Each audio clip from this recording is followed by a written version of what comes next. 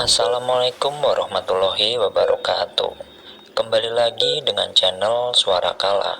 Sebelum masuk ke ceritanya, tekan dulu tombol like, juga subscribe channel ini. Dan nyalakan juga lonceng notifikasinya, agar tidak ketinggalan cerita-cerita lainnya. Dan yang mau langsung membaca kisah ini, bisa masuk ke akun Twitter @netrasandikala. Tanpa berlama-lama, mari kita mulai ceritanya.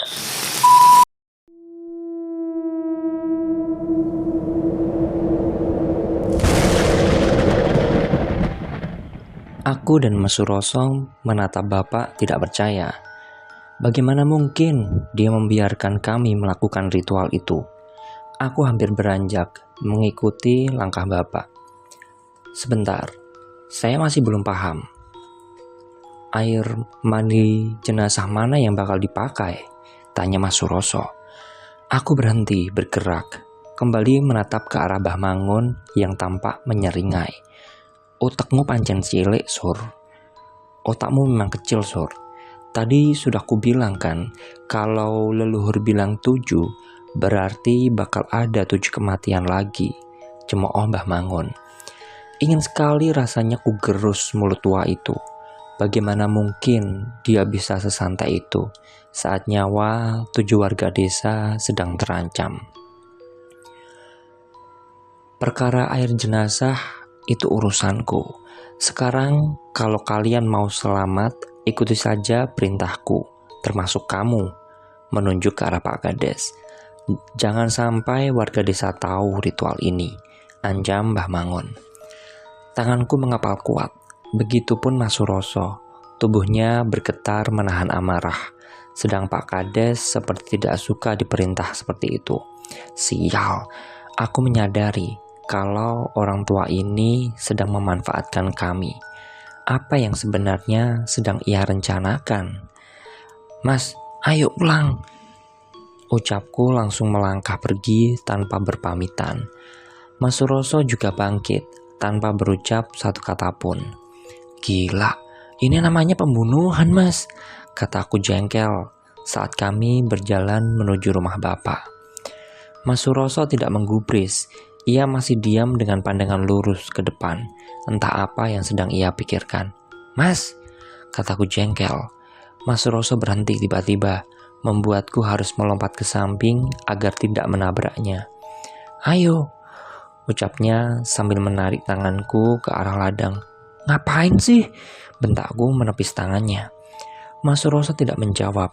Ia menggandengku erat menuju ke arah saung, tempat di mana Pak Suprih meninggal. Duduk, tegasnya. Sejenak aku ragu, melirik ke arah di mana jenazah Pak Suprih terakhir kali kulihat. Mas tahu, ini berat, ucapnya sambil menoleh ke arah sekitar. Tapi jika aku harus memilih, aku tidak mau kamu atau Setio yang menjadi korban. Tunggu sebentar, ucapnya saat aku hendak memotong. Semua ini kesalahanku. Andai aku tidak mencari wadah untuk mereka, kejadiannya tidak akan seperti ini, ucapnya sambil menghela napas kasar. Terus, kamu mau menuruti ucapan laki-laki tua itu? Timpalku. Ia menggeleng. Aku tidak tahu, Dek, ucapnya. Gila, jangan jadi pembunuh, Mas. Kalau kamu melakukan itu semua, ucapku ragu. Mas Suroso menatapku lekat. Mungkin ia takut dengan kalimat yang keluar dari bibirku. Lebih baik kita tidak menikah. Aku tidak mau memiliki suami pembunuh, ucapku berat. Mas Suroso terhenyak, tangannya memijat pelipis. Tapi ini nyawamu, Dek, nyawa kita, ucap Mas Suroso. Lalu bagaimana dengan nyawa mereka? Bentak aku tak sabaran. Kalau seperti ini, aku benar-benar menyesal datang ke rumah orang itu, lanjutku. Mas Suroso diam. Ia menutup mata sambil terus memijat pelipisnya. Mas, bentakku. Aku tidak mau pernikahan kita gagal, Dek, ucap Mas Suroso lirih. Hah? Masih sempat kamu memikirkan pernikahan? Beruntung kalau omongan orang tua itu hanya bualan. Tugasku jengkel. Kudekatkan kepalaku dan menangkup kedua tangan di pipinya, sampai ia mau melihat sorot mataku. Kalau aku harus bahagia di atas penderitaan orang lain, lebih baik tidak sama sekali. Aku tidak mau menyesal seumur hidup, kataku mantap. Jangan ngomong sembarangan, kata Mas Suroso. Aku tatap sorot teduh matanya, hal yang selama ini hampir tak pernah kulakukan. Baik, sekarang apa maumu? Tanya Mas Suroso. Kupalingkan wajah ke depan. Awan berarak begitu indah. Sudah lama sekali aku tak melihat keindahan alam begitu rupa. Kita ikuti dulu ucapan orang tua itu. Aku masih ragu semua yang ia ucapkan adalah kebenaran. Aku punya firasat, dia punya niatan tersendiri, ucapku tegas. Lalu, bagaimana kalau dia benar? Tanya Mas Suroso. Aku menolak untuk menjawab dengan menggelengkan kepala. Kutarik tangan kekar itu untuk segera pulang ke rumah. Sesampainya di rumah, ternyata Pak Kades sudah menunggu kami. Dia diminta Mbak Mangun mempersiapkan ritual pertama nanti malam. Ritual apa? Memangnya sudah ada warga yang meninggal? Tanyaku heran. Belum. Tapi Mbak Mangun meminta agar kalian bersiap malam ini. Selain itu, dia bilang kalau ingin memanggil arwah leluhur. Terang Pak Kades. Maksudnya? Tanya Mas Suroso. Kita tunggu Setio, ucap Pak Kades. Aku yang paham langsung menggeleng. Mereka jelas mau menggunakan tubuh Setio sebagai mediator kali ini. Apa harus? Sebisa mungkin jangan libatkan Setio dulu, pinta Bapak. Tidak, itu salah satu cara untuk memutus ritual ini. Kalian mau selamat atau tidak? Tanya Pak Kades tak sabaran. Sedari dulu aku tidak begitu suka dengan orang ini. Pantas saja banyak warga yang sebetulnya tidak menginginkan ia menjabat. Alih-alih mengayomi, ia justru terlihat egois dengan keputusannya. Lalu mau kau apakan Setio? Jangan macam-macam, kata Bapak memperingatkan. Pak Kades menghela napas. Ia pun terlihat tak begitu suka berada di situasi ini. Sudah kubilang kan, Mbak Mangun ingin memanggil arwah leluhur. Setio akan menjadi mediatornya, jelas Pak Kades. Sur, kamu taburkan garam ini ke sekeliling rumah. Jangan sampai terlewat satupun tempat, ucap Pak Kades sambil memberikan buntelan kresek hitam. Untuk apa Pak Li? Tanya Mas Suroso. Kalian itu banyak tanya, lakukan saja apa yang kuperintahkan, jawab Pak Kades. Mas Suroso mendengus sebal, namun ia tetap berdiri dan mengambil bungkusan itu dan segera beranjak. Kuikuti langkah calon suamiku itu. Saat sudah berada di luar jangkauan Pak Kades, segera aku merebut benda yang ia pegang lalu membukanya. Seketika bau anyir menyeruak hebat. Aneh sekali. Mana ada bau garam yang seperti ini? Yakin kamu Mas mau menaburkan benda ini? Tanyaku berbisik sambil mengernyitkan hidung. Mau bagaimana lagi? Kita lakukan saja apa yang mereka minta. Tidak perlu khawatir, Mas Suroso bakal selalu melindungi kalian, ucapnya percaya diri. Hish, bagaimana kalau benda ini justru mencelakai kita? Tanyaku. Mas Suroso diam.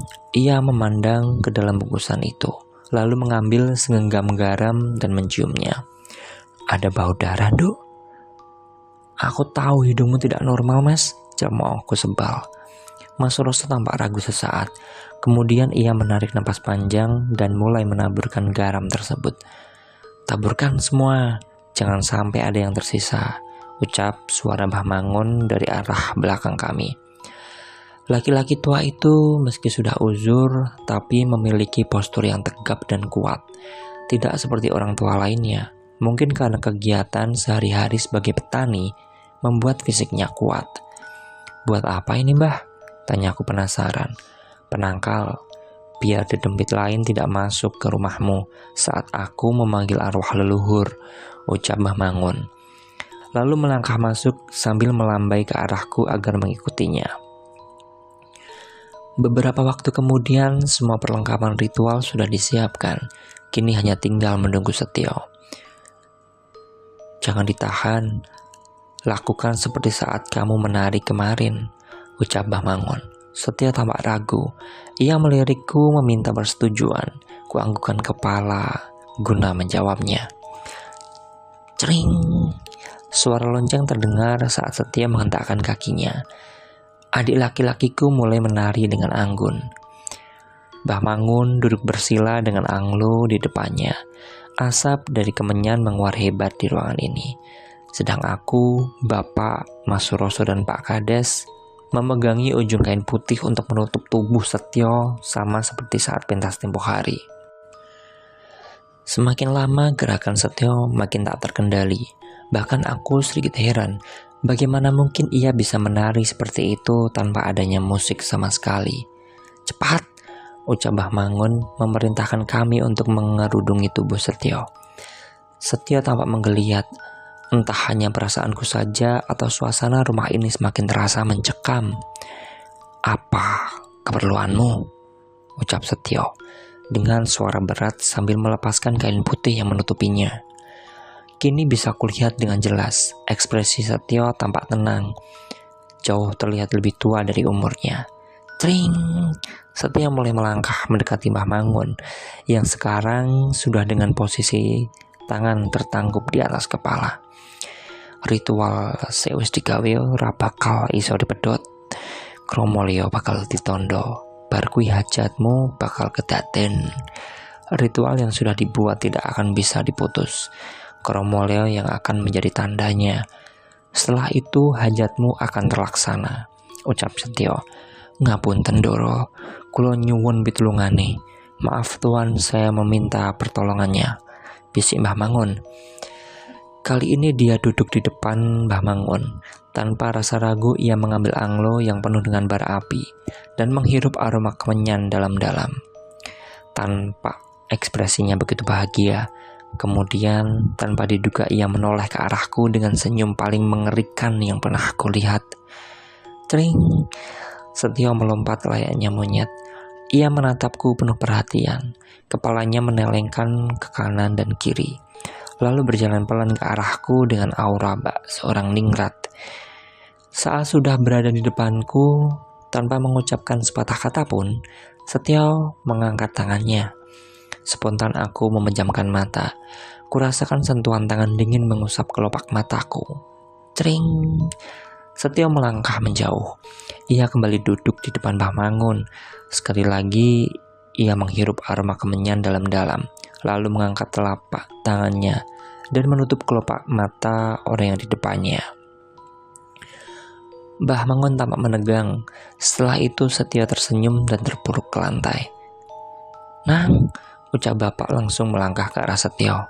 Diikuti kami kecuali Mbah Mangun yang masih duduk dengan mulut kemat-kamit. Wait, kesini, pinta Mbah Mangun. Keraguan muncul di batinku. Enggan sekali mengikuti perintah orang tua itu. Aku tidak mau melangkah terlalu jauh. Duh, bentaknya membuatku terperanjat. Mas Suroso dan bapak memberikan gestur agar aku segera mendekat ke arah Mbah Mangun. Rasa sumelang, kue arep selamat toh? Tidak perlu khawatir, kamu mau selamat kan? Tanya Mbah Mangun. Kulangkahkan kaki, lalu duduk di depan Mbah Mangun. Kembali orang tua itu komat kamit. Aku hampir muntah, menahan aroma kemenyan yang begitu kuat. Kemudian, orang tua itu mencelupkan tangannya ke baskom air yang sebelumnya sudah dicampur dengan bunga tabur. Lantas, ia mengusap wajahku. Malam ini, kalau kamu mau selamat, ikuti Kromolyo. Tetapi ingat, jangan sampai mereka melihatmu, ujar Mbah Mangun dengan mata tertutup. Mendengar itu aku panik. Kupalingkan kepala, menatap ke arah bapak dan Mas Suroso bergantian, meminta mereka untuk membantuku. Gila saja, aku harus berjalan sendirian di tengah malam mencari demit, sungguh tidak masuk akal. Loh, bukannya kemarin harus menggunakan ritual mandi jenazah dulu, protes Mas Suroso. Kalian sudah janji tidak akan membantah perintahku kan? Lakukan saja, jangan banyak bicara, tukas Mbah Mangun. Tapi Mbah, gagapku. Mau selamat atau tidak? Tanya Mbah Mangun dengan mulut menyeringai. Tanganku terkepal kuat.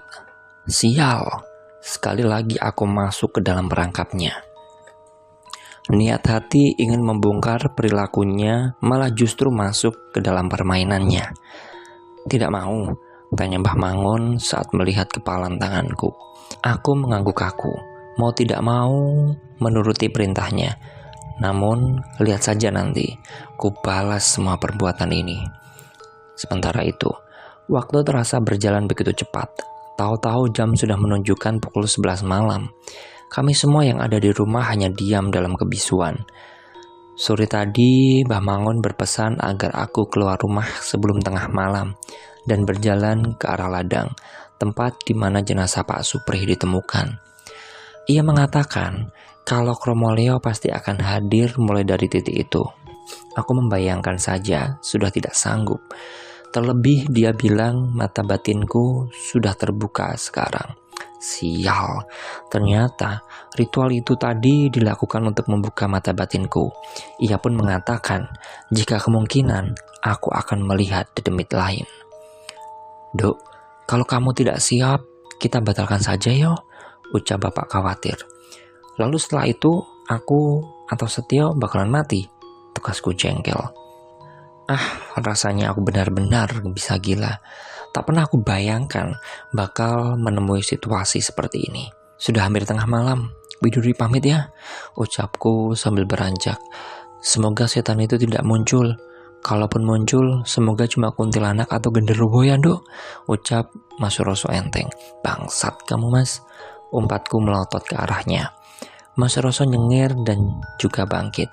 Sebenarnya ia ngotot ingin menemaniku, tapi aku menolak. Justru aku memintanya untuk mengawasi rumah Mbah Mangun. Pegang, kalau ada yang membahayakan, bunyikan, ucapnya berbisik sambil memberiku peluit kecil. Aku mengangguk segera kebuka pintu. Seketika angin dingin menerpa, membuat bulu kuduku meremang hebat. Langkah demi langkah aku lalui. Enggan sekali meninggalkan kasur embuk kesayanganku itu. Tapi semua harus kulakukan. Selain untuk menyelamatkan kami, juga untuk korban tak berdosa lainnya. Tiap langkah ku tempuh dengan dada bergemuruh. Beberapa kali aku merasa ada orang yang mengikuti, bahkan ada ranting yang bergerak tanpa ada angin yang berhembus. Tak terasa, aku sudah hampir mencapai saung tempat di mana Pak Supri ditemukan meninggal. Lantas ku matikan senter sesuai arahan Mbah Mangun. Hingga saat berjarak beberapa meter, kulihat ada siluet hitam di ujung saung. Kini bayanganku penuh dengan hal mengerikan, terutama sosok Pak Supri yang meninggal beberapa hari lalu. Kugelengkan kepala, berharap semua itu hanya ilusi semata. Namun saat kembali menatap ke depan, siluet itu masih ada. Sial, ternyata itu karung pupuk yang sengaja ditaruh di sana. Jantungku sudah hampir lepas membayangkan kalau itu benar-benar setan Pak Supri. Lama aku duduk, beberapa kali mendengar suara gesekan tanaman di sekitarku. Aku tidak berani menghidupkan senter, hingga dari kejauhan aku mendengar suara lolongan anjing. Seketika perasaanku tidak enak. Rasanya udara di sekelilingku bertambah dingin dan menyesakkan. Kromo Leo, muleo Kromo Leo. Dek, jantungku terasa terhenti. Sayup aku mendengar suara yang kutakuti akhir-akhir ini. Langsung saja aku beringsut ke bawah saung. Kubalurkan daun sirih hitam di sekitar ketiak, lengan, leher, dan kaki. Katanya itu penangkal agar mereka tidak bisa melihatku. Tapi dengan begitu pula, aku juga bisa melihat makhluk di sekitaranku. Dan kenapa wajah dan bentuk mereka sangat memuakkan. Duh, mulai terdengar suara berat tepat di belakangku. Aku mengenali suara itu. Perlahan ku tolehkan kepala. Dan benar saja, sosok setan Pak Supri sedang melihatku dengan tatapan kosongnya. Aku menggeleng hebat. Suara Kromo Leo semakin terdengar jelas di telingaku. Bahkan ku rasakan keheningan di sekitarku menyergap gendang telingaku dengan kuat. Kromo Leo, muleo Kromo Leo. Kini rombongan pengiring jenazah itu sudah hampir mencapai tempatku. Kurogoh saku dan mengeluarkan buntelan kain kresek hitam lainnya. Aku hampir menangis dalam diam saat melihat para pengiring jenazah itu sudah mencapai sisi depanku. Begitu mengerikan, 6 orang laki-laki di depanku. Mereka menundukkan wajah yang semusat mayat. Belum lagi keranda bambu yang mengeluarkan bau yang begitu menyengat, seolah mereka sedang menantiku. Sebentar berhenti lalu melangkah maju. Tidak ada satu pun suara yang timbul dari hentakan kaki mereka. Mereka seperti berjalan di atas angin. Aku berdiri, perlahan ku ikuti mereka dengan tangan gemetaran. Ku taburkan beras kuning yang dibawakan oleh Mbah Mangun. Sepanjang perjalanan kulihat banyak sekali pasang mata yang mengikuti langkahku. Bukan manusia, melainkan sosok-sosok tak kasat mata. Jangan tanya lagi bagaimana rupa dan bentuk mereka. Sudah jelas jauh lebih buruk daripada korban kecelakaan. Sesekali Kromolio berhenti, seolah sadar ada yang mengikuti mereka. Lantas segera kutaburkan kembali beras kuning di sekitaranku. Kini aku sudah masuk ke dalam permukiman desa. Mereka melewati begitu saja rumahku, hingga pada satu titik mereka berhenti di sebuah rumah yang terbuat dari kayu, lalu mengelilingi rumah tersebut sebanyak 7 kali. Diar! Suara gelegar guntur terdengar nyaring diikuti dengan rintik hujan. Sekedipan mata aku memalingkan ke atas. Saat aku menatap kembali ke depan, sosok Kromolio sudah hilang entah kemana. Dengan perasaan campur aduk, buru-buru aku melangkah pergi, berharap tidak ada kematian lagi. Tanpa sadar mataku memanas. Aku tahu betul siapa penghuni rumah yang baru saja aku sambangi. Duk, aduh, erangku saat terjatuh di tanah berlumpur. Wait, ayo pulang, ucap Mas Suroso dengan raut wajah panik. Aku yang masih syok hanya bisa diam. Segera ia menarik tanganku dengan setengah berlari. Kami bergegas menuju rumah. Sementara itu, sesampainya di rumah aku begitu terkejut saat mendapati Setio tertidur miring dengan kaki dan tangan terikat. Loh, Setio kenapa? Tanyaku panik mendekat ke arah bocah itu. Setelah kamu pergi, dia kesurupan, Dok. Terus saja dia menari dan meminta nyawa 7 warga desa. Karena takut melukai dirinya sendiri, Bapak ikat saja tangan dan kakinya. Jelas Bapak. Tidak minta bantuan Mbah Mangun? Tanyaku mendekat ke arah Setio. Sudah, dia bilang itu memang harus terjadi, arang Mas Suroso jengkel.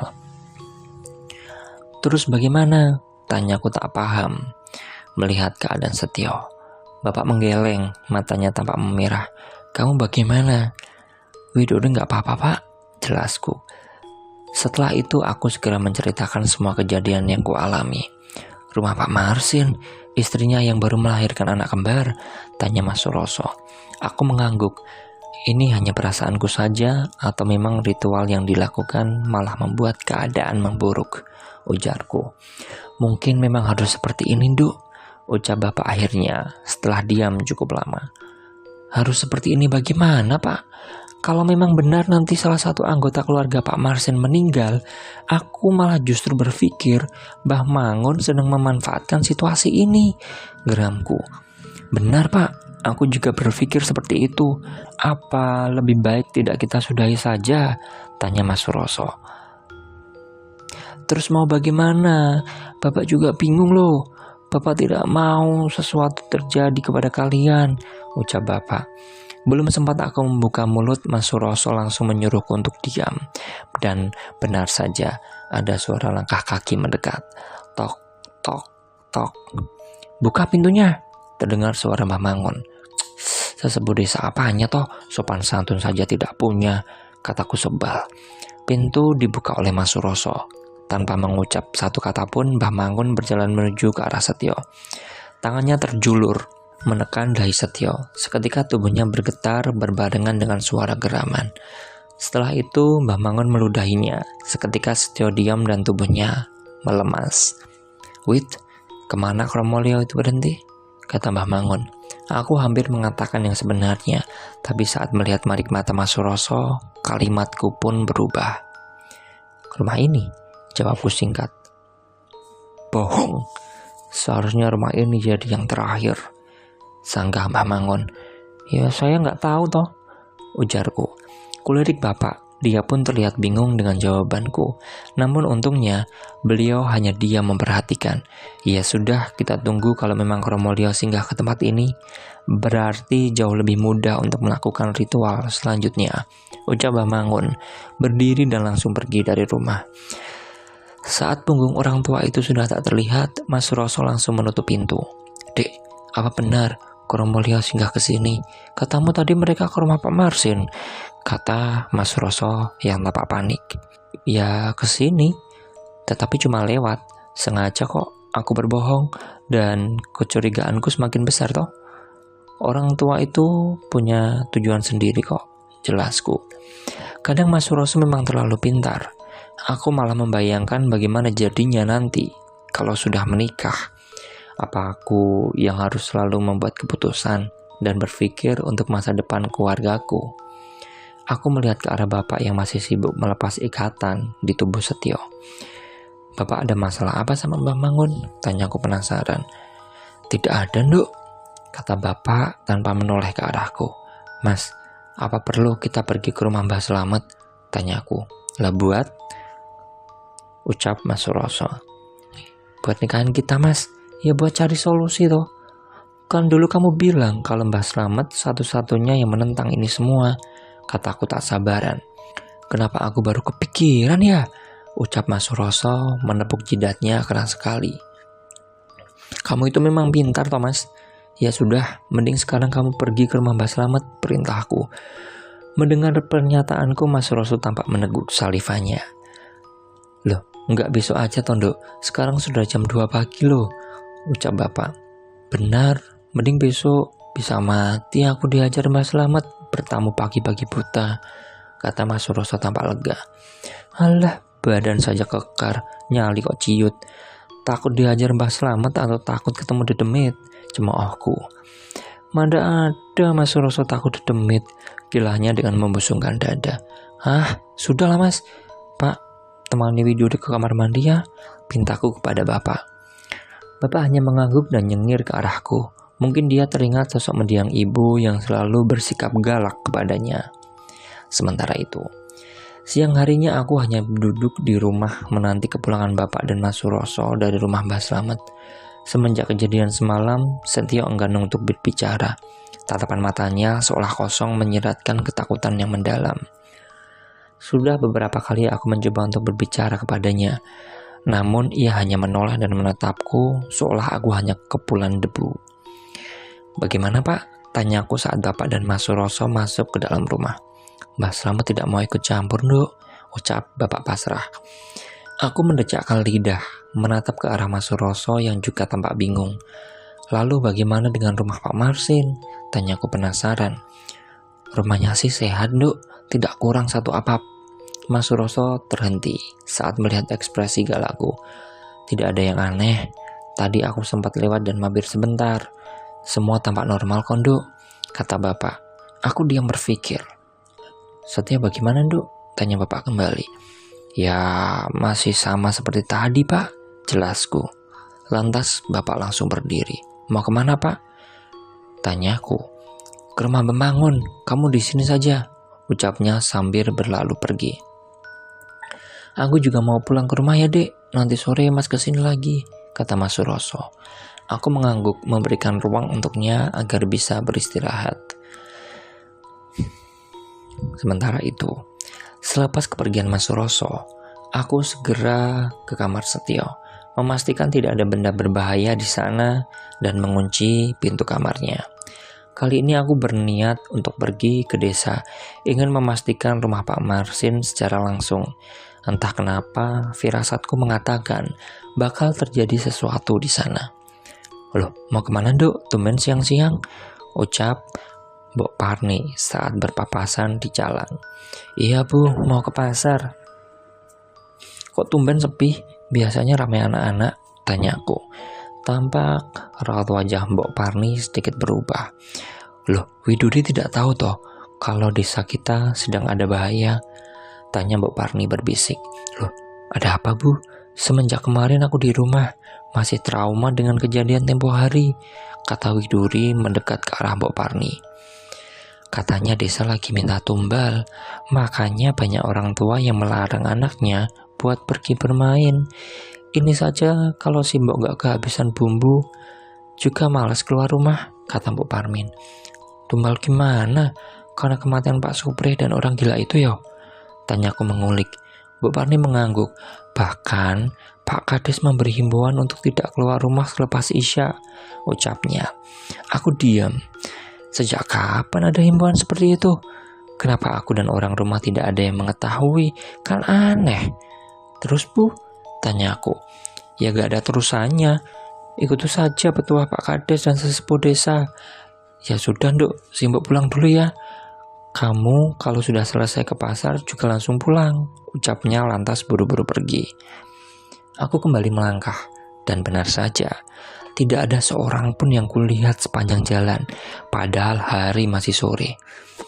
Dengan langkah berat, aku berjalan menuju rumah Pak Marsin. Sesampainya di sana, aku menghela napas lega. Beruntung, tidak ada sesuatu yang perlu dikhawatirkan. Rumah itu tampak sepi dari luar. Namun, saat terlihat dari jendela dan pintu yang terbuka, aku bisa melihat keluarga kecil sedang bercengkrama satu sama lain, satu hal yang selalu aku rindukan selama ini. Tidak mau berlama-lama, aku segera berbalik untuk pulang ke rumah. Tidak elok rasanya meninggalkan Setio dalam keadaan seperti itu. Sementara itu, Widuri sayang, ayolah sehari saja. Kan sudah lama kita tidak jalan-jalan toh, pinta Mas Suroso. Sudah beberapa hari berlalu semenjak ritual pertama dilakukan. Hatiku sedikit lega karena tidak ada kejadian aneh lagi. Bahkan Setio pun sudah kembali ke bentuk aslinya. Sore itu cuaca sungguh sangat bersahabat. Biasanya kalau sudah seperti ini, aku justru ingin bermalas-malasan di dalam kamar. Namun niatan itu hilang saat Mas Suroso dengan dandanan parlentenya datang ke rumah dan memintaku untuk pergi bersamanya. Wih, calon pengantin, mesra banget nih. Kapan aku dapat ponakan? Kata Setio menyandarkan bahunya di ambang pintu dengan alis mata naik turun. Mata kananku berkedut mendengar ucapan lancang Setio. Nikah saja belum. Sudah tanya kapan dapat keponakan. Kamu sendiri aja ya Mas, aku benar-benar malas. Apalagi ini hari pertamaku menstruasi. Ucapku jengah mengabaikan Setio yang masih setia dengan posisinya. Ayo Landung, Pisanto, sekali saja. Mas Suroso merajuk. Iya Nduk, mending keluar daripada di rumah. Seperti cucian belum kering, kata Setio. Cucian kering di ujung ruangan tak tersentuh ya? Kekeh Mas Suroso. Iya, lihat saja Mas, mukanya kusut. Belum mandi dari pagi. Kok kamu mau sama makhluk seperti itu Mas? Kasihan nanti hidupmu penuh derita, kata Setio sok bijak. Enak saja dia bilang seperti itu. Padahal aku tidak mandi bukan karena malas, memang sedang tidak ingin saja. Setio, mending kamu pergi deh, ancamku. Sedang Mas Suroso terkekeh sendiri. Wih, Ratu Dedemit memang mengerikan. Ya sudah, hamba undur diri dulu. Semoga Raja dan Ratu Dedemit bisa sejenak bersantai. Permisi, ucap Setio sambil memundurkan tubuhnya. Sontak aku memijat pelipis. Sungguh manusia itu kenapa bisa seajaib seperti itu? Dek, panggil Mas Suroso.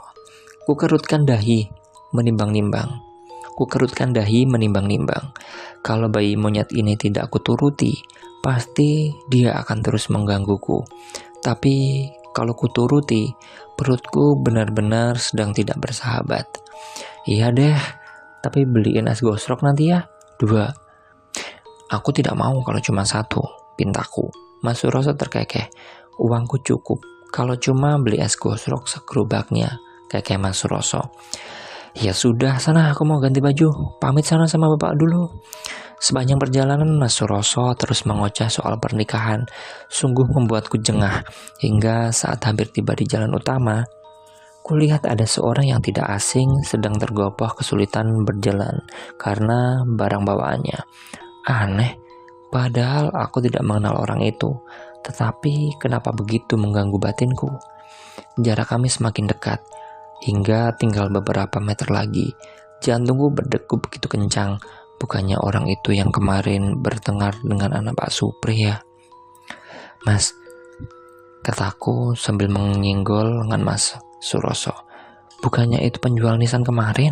Tanya Mas Suroso. Ya, dialah penjual batu nisan. Untuk apa dia datang ke desa ini? Penasaran, ku cegat saja orang itu. Pak, permisi, panggilku. Mendengar panggilanku, laki-laki parubaya itu berhenti. Ku amati, memang ia membawa batu nisan di kanan kirinya. Iya, Nduk, tanya orang itu. Maaf Pak, permisi, nuwun sewu. Bapak yang kemarin mengantar nisan di rumah Pak Supri ya? Tanya aku. Yang anaknya marah-marah itu. Ada apa ya? Tanya beliau, terlihat tidak suka. Enggak apa-apa Pak, cuma memastikan, kataku sambil tersenyum. Bapak itu mengangguk, namun raut wajahnya terlihat penuh keraguan. Maaf, tahu alamat ini tidak ya? Tanya bapak itu sambil mengelurkan secari kertas. Mas Suroso menerima kertas itu. Seketika wajahnya berpaling ke arahku. Kenapa Mas? Tanyaku penasaran. Ku rebut saja kertas itu. Pak Marsin, kataku kebingungan. Oke, teman-teman, sekian kisah kali ini. Bagaimana menurut kalian? Silahkan komen di kolom komentar. Mohon maaf bila ada salah pengucapan atau ejaan yang kurang sesuai. Nantikan kelanjutannya hanya di channel Suara Kala. Assalamualaikum warahmatullahi wabarakatuh.